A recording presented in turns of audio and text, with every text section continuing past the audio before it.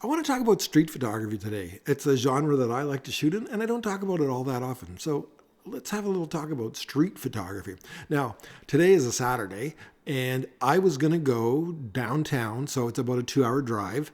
I go downtown, meet some photographers, and walk around and do like a little photo walk.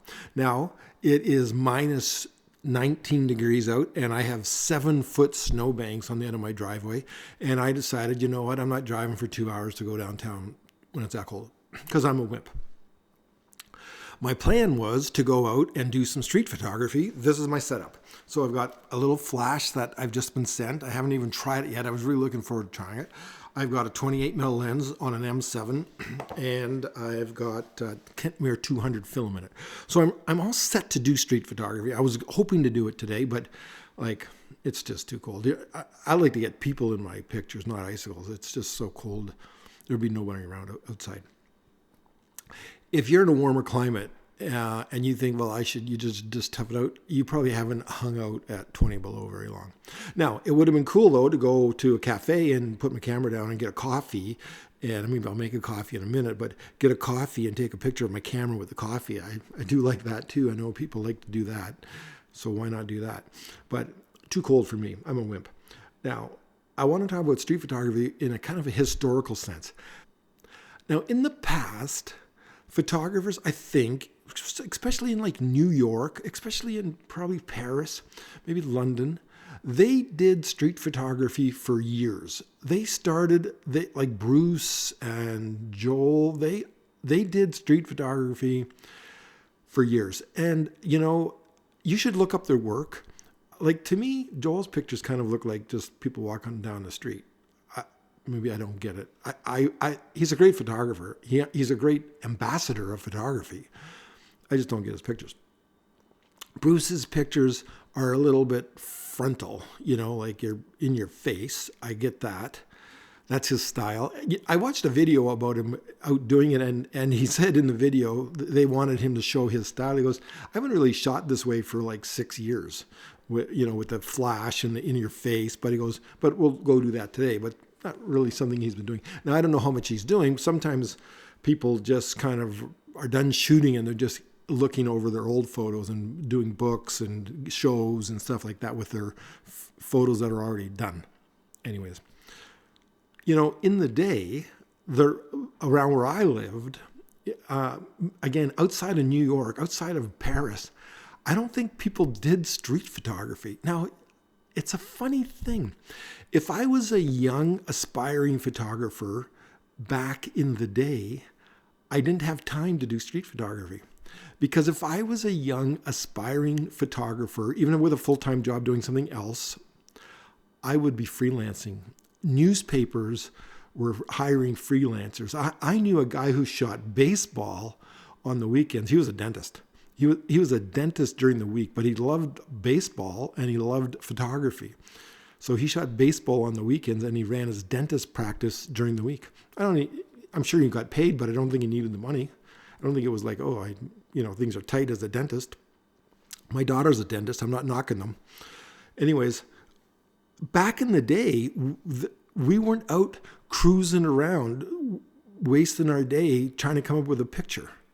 Like Cartier Bresson, the one that everybody looks at, he wasn't the father of street photography. He was the father of photojournalism. He was on assignment for magazines. He was on assignment for newspapers.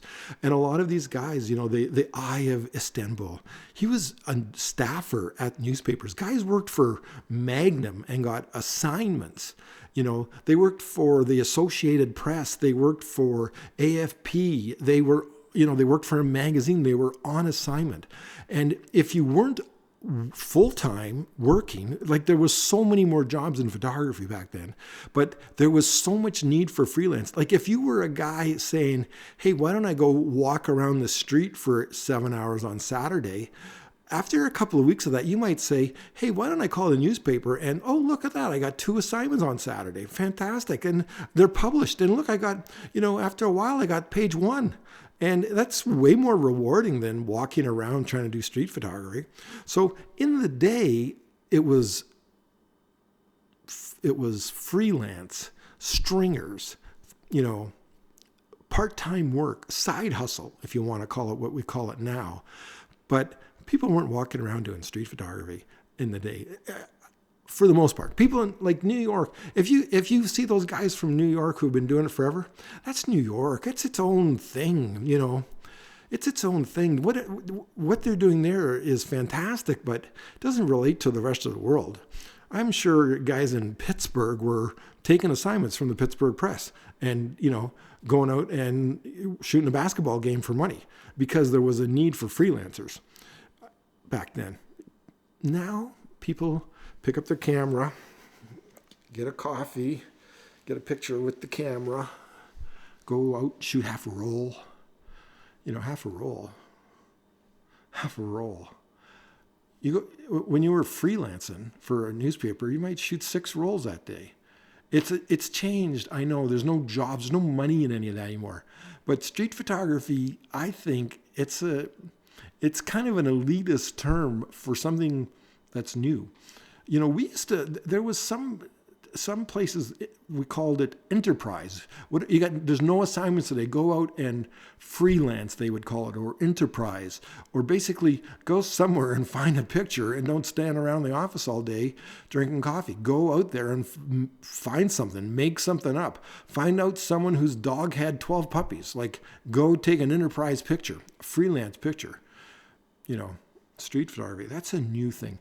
Anyways, I wish I'd have gotten out there today. I was excited to try out this flash. I was excited to shoot some Kentmere 200 with my Zeiss 28. I was excited to have a coffee with some friends. And of course, I was excited to take a picture of my camera with a coffee cup. Doesn't get any better than that. Street photography, it's the new thing.